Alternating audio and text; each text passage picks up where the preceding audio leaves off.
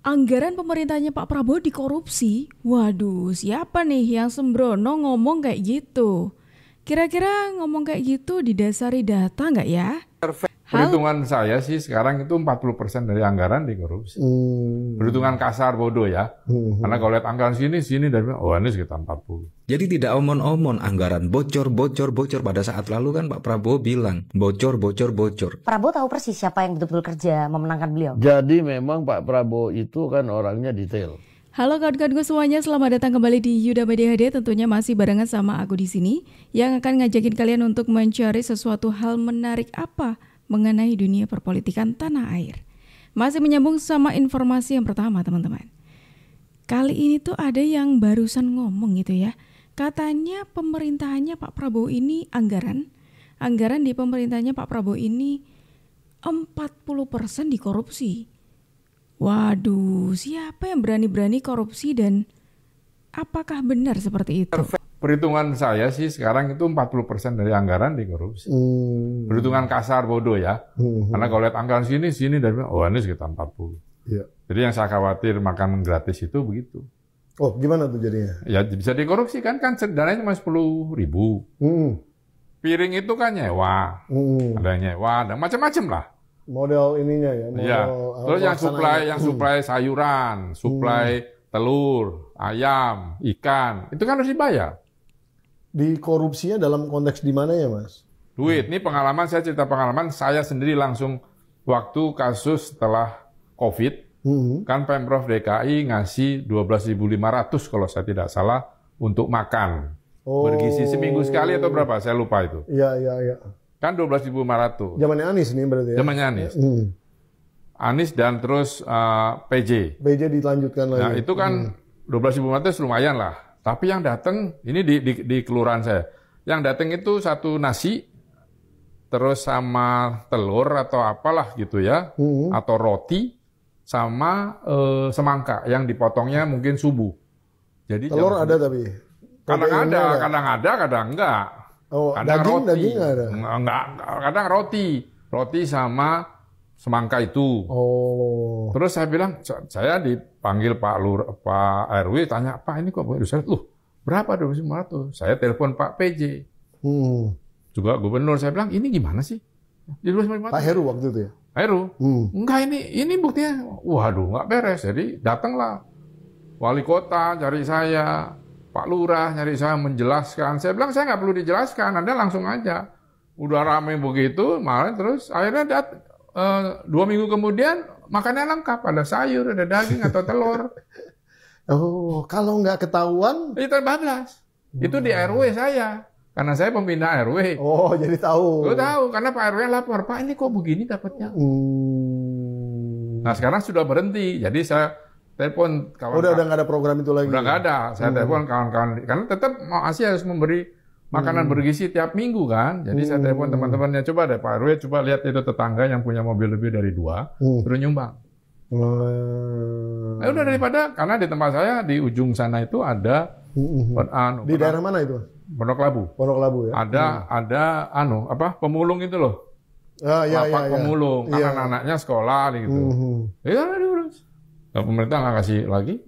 Nah sekarang dapat makan gratis, saya belum cek apakah dapat apa enggak. Si anak-anak itu ya? Iya, kan kalau 10.000 kan harus bayar sayuran, harus bayar buah, harus bayar ini. Sewa piringnya ada yang sewa nih, di Lebak sana. Terus belum macam-macam bayarin yang kerja. Kan diambil dari 10.000 itu. Iya. Itu ngapain pakai piring ya?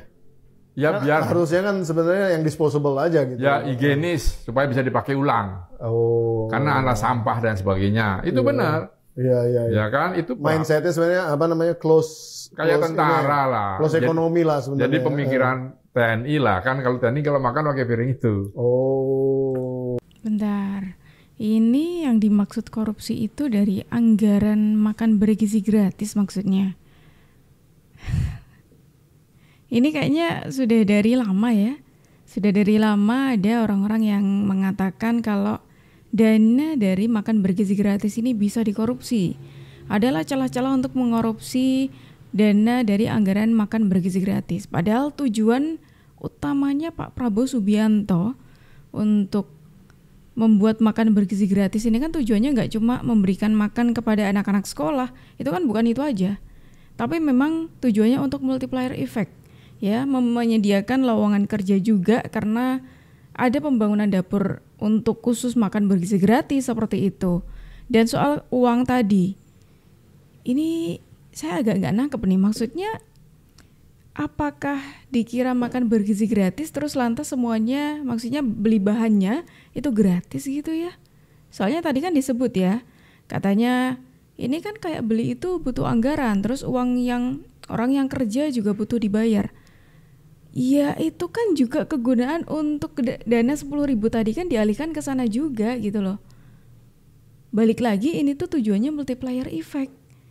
Buka lowongan kerja juga. Tidak cuma untuk memberikan makan untuk anak-anak sekolah. Ya wajar aja dong bahan beli ya kan. Terus yang kerja juga digaji ya kan. Apakah itu termasuk korupsi? Agak lucu ya ini ya. Dan satu hal yang perlu diingat juga gitu.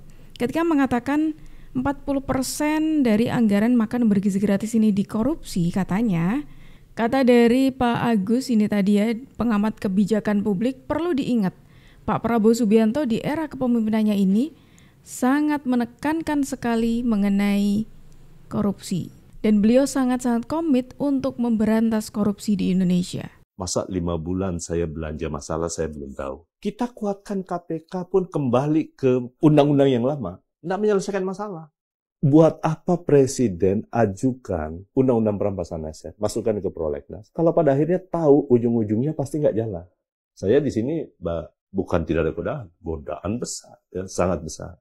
Sehingga saya harus berhati-hati. Intervensi penegakan hukum itu juga mempengaruhi persepsi ya kami semua sebagai rakyat terhadap semua peraturan perundangan yang mau dibikin nih, yang sudah dibikin mau dibikin, kita mau taat apa enggak nih ya, mau percaya apa enggak. Saya bilang begini.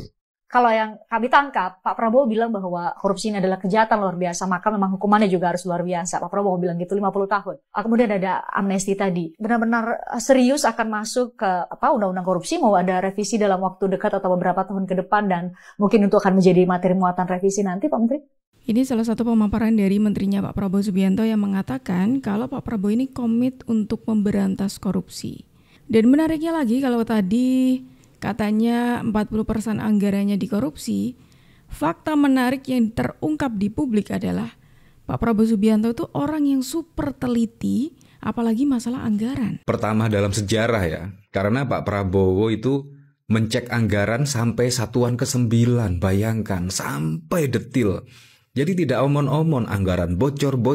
Pada saat lalu kan Pak Prabowo bilang bocor. Tapi saat ini Pak Prabowo tidak omon-omon, beneran dicek loh, beneran dicek.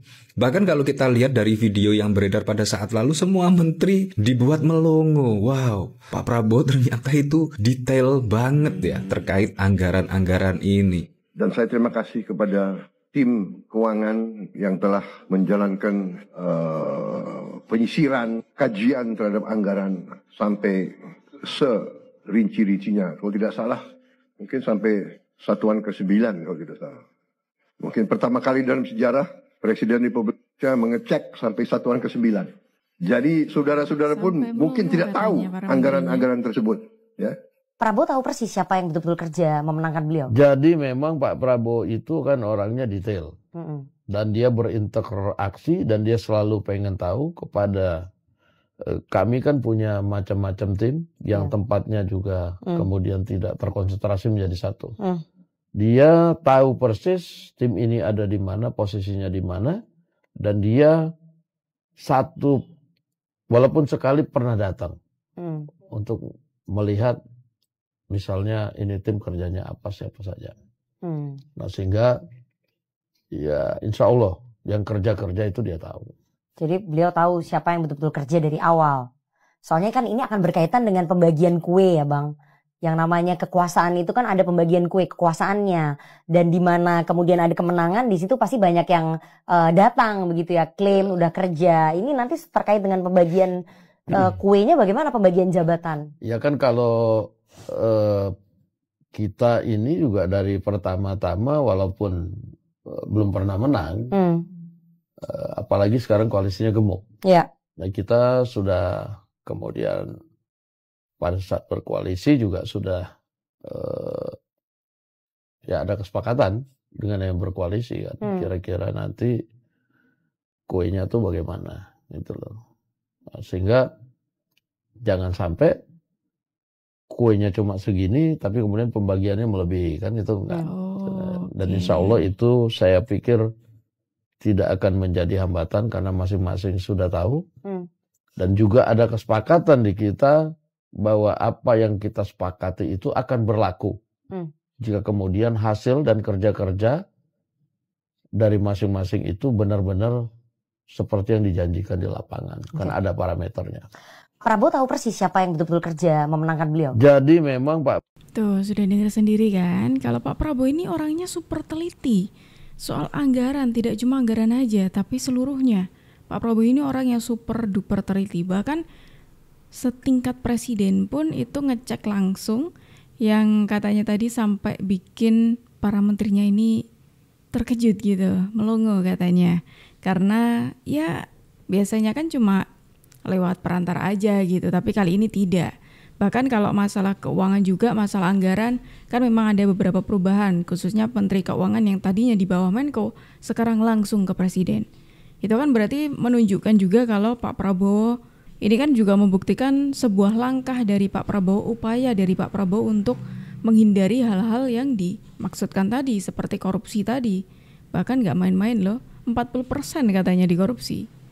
Lucu sekali. Yang aneh adalah dia mengatasnamakan pendukung Pak Jokowi, tapi mengkritik Pak Prabowo, mengkritik kebijakan Pak Prabowo. Ini orang-orang lucu. Pendukung Pak Jokowi sama dengan pendukung Pak Gibran, tapi dia ikut mengkritik Pak Prabowo. Apakah dia ada dua hal kemungkinan? Kemungkinan yang pertama, dia itu bodoh, tidak tahu apa-apa. Yang kedua, orang ini jangan-jangan dia justru akan menghancurkan Mas Gibran karirnya. Saya dapat DM banyak dari teman-teman, dapat WA, mereka keberatan. Mereka mau serang Pak Jokowi, saya nggak boleh, jangan. Dia adalah penyusup yang kepingin menghancurkan karir Mas Gibran. Karena jikalau kemudian nanti pendukung Pak Prabowo marah itu bahaya. Sardam itu. Itu persis seperti kemarin ketika pernyataan Mas Ara digoreng oleh lawan, kemudian pendukung katanya militan dari Pak Gibran. Rasa bukan menyerang dia. Lucu. Kecuali lawan politik gak apa-apa. Ya, misalkan orang-orang PDI, ya kan, pendukung kadal gurun gak apa-apa. Gitu loh. Saya kan mau diadu domba, saudaraku. Kalau sudah keterlaluan, nanti mas justru teman-teman pembenci Pak Jokowi, pembenci Pak Gibran tak iwangi. Oh, ini sering terjadi nih. Orang-orang yang ngaku-ngaku mendukung, tapi pada ujungnya itu mengkritik kita. Nggak hanya mengkritik sih, jatuhnya menghina, ya. Menghina itu sering terjadi dan sering kita temui di lingkungan ataupun di media sosial. Pastilah kalian pernah sekali dua kali itu melihat postingan yang mana dia mengaku gitu loh, pendukungnya si A misalkan, tapi mengkritik terus-terusan, menghina terus-terusan, menghujat terus-terusan. Sana hanya berkantor, duduk dalam kantor kan nggak mungkin. Coba dulu konsep perencanaan pembangunannya, baik dari daerah yang saya sebutkan, di Toba, di Nias, di Tapsel ya masalah itu ya. Nah itu nanti kita buat program perencanaannya di sana. Jadi sehingga kita ada berkantor di sana, ada yang kita bawa programnya. Pak, ini kan maksudnya kalau untuk Nias ini kan cukup viral Pak. Ini nanti akan jadi target tempat berkantor pertama atau gimana Pak? Maksudnya gimana? Kan kalau yang soal Nias ini kan jadi sorotan ya Pak, mulai dari pemerintahan daerah sampai pemerintahan pusat. Nah, apakah nanti ketika Bapak sudah menjabat ini adalah lokasi yang tempat pertama Bapak berkantor? Ya itu tadi, kita sudah sampaikan kan program-program yang akan kita jadikan unggulan atau prioritas. Itu ada ada beberapa poin, termasuk salah satunya mengeluarkan Nias dari daerah tertinggal yang ada di Pulau Sumatera. Tentunya itu menjadi prioritas kita. Distribusi guru-gurunya ya, distribusi guru-gurunya itu yang paling penting karena Ada guru yang di daerah, ya seperti kita di Medan atau di daerah yang lain, ada yang gurunya bahkan di beberapa case ya sampai mengisi ke swasta. Tapi di daerah yang lain ada juga sampai kekurangan. Nah, tinggal distribusinya kita juga sudah lihat, kita sudah pada saat kemarin masa-masa kampanye kita pelajari juga memang tentang distribusi guru yang perlu. Pak, tadi Menko bilang harga minyak. Oh, ini menarik teman-teman. Ini ada informasi dari Mas Bobi yang sebentar lagi pastinya akan dilantik menjadi gubernur Sumatera Utara gitu ya. Yang sebentar lagi akan dilantik.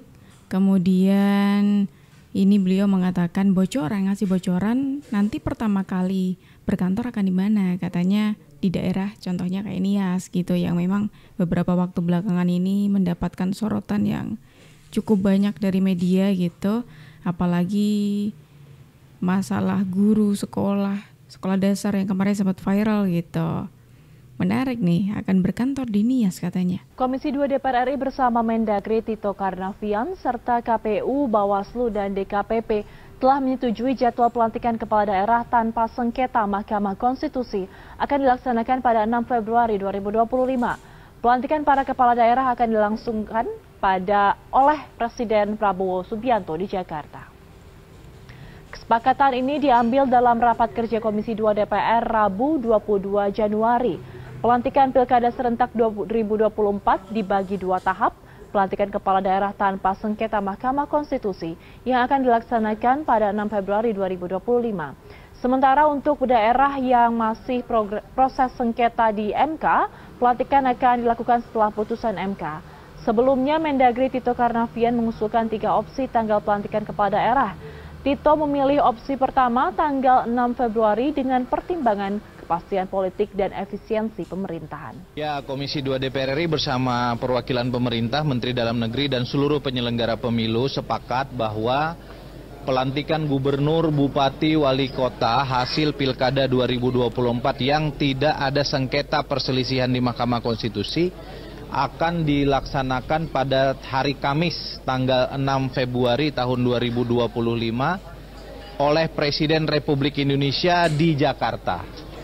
Jadi baik gubernur, wakil gubernur, bupati, wakil bupati, wali kota, wakil wali kota, seluruhnya yang melantik presiden. Kalau pertanyaan berikutnya yang bersengketa bagaimana? Ya kita tunggu hasil putusan MK. Karena amar putusannya tentu nanti berbeda-beda. Tahapan pertama yang non sengketa, yang kedua adalah yang setelah sidang sengketa, yang ketiga adalah yang nanti berturut-turut ketika kasusnya, sidangnya, penghitungan suara ulang atau pilkada ulang itu inkrah selesai gitu.